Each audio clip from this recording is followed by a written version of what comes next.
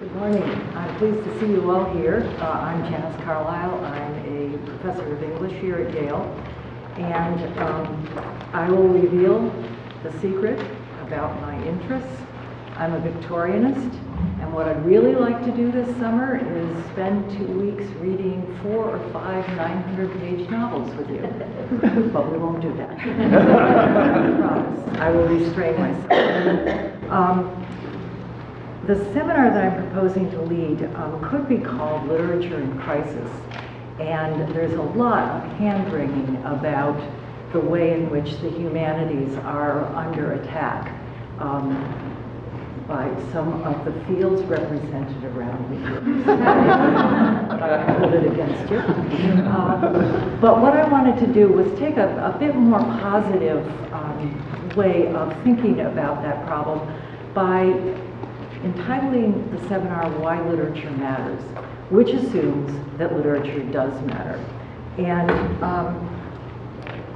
I also felt very happy after the discussions yesterday that I had taken a more positive approach, because I found so many of the things that were said by the speakers, and particularly by the fellows in the audience, were so encouraging rather than discouraging that I think we ought to take a positive tack.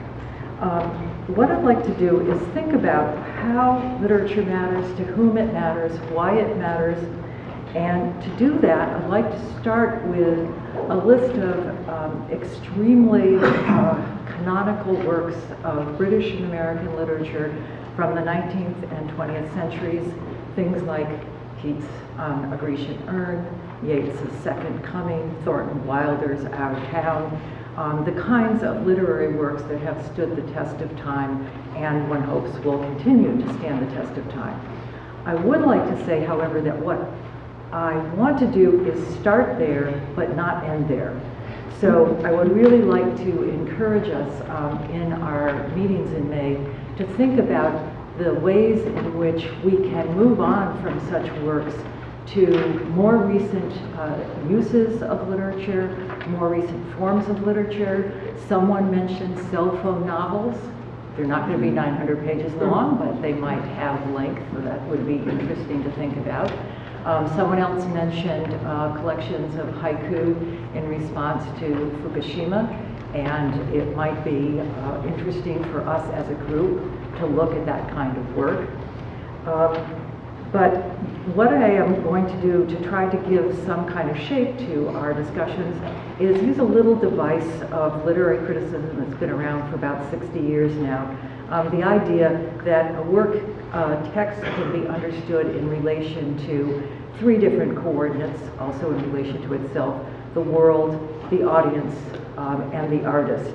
And we'll use that little device, I think, because it's remarkably flexible and will help us think about the ways in which we can talk about how literature matters.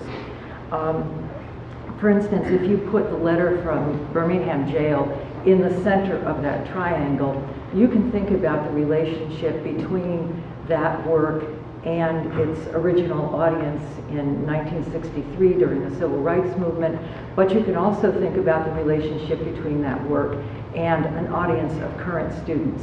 And that's where I would like to put the emphasis. I was reminded of the importance of that again yesterday, that we want to think about why literature matters to our students. And perhaps it's a good idea to start where they themselves think about literature, define it. Maybe they don't use the term, but what uses of language do they think of as giving us a new perspective on the world in which we live? And I think that will work whether we're talking about students who are in the 1st grade, or students who are in the 11th grade, or students I often teach, freshmen in college. And one possible approach that I'd like to suggest that we think about is one that will allow us to focus on the imagination as a way of thinking about why literature matters. The power that a literary work has to recreate the world in which we live, to see it in new ways.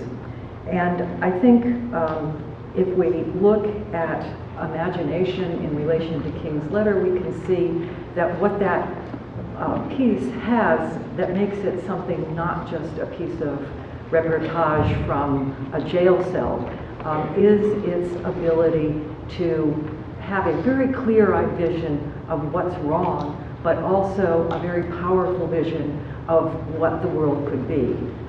King says that he likes to think of the time when the South will recognize its true heroes, King among them, I think we would all say. So I'd like to start the seminar with a Victorian work. It's the only time I will do this, I promise.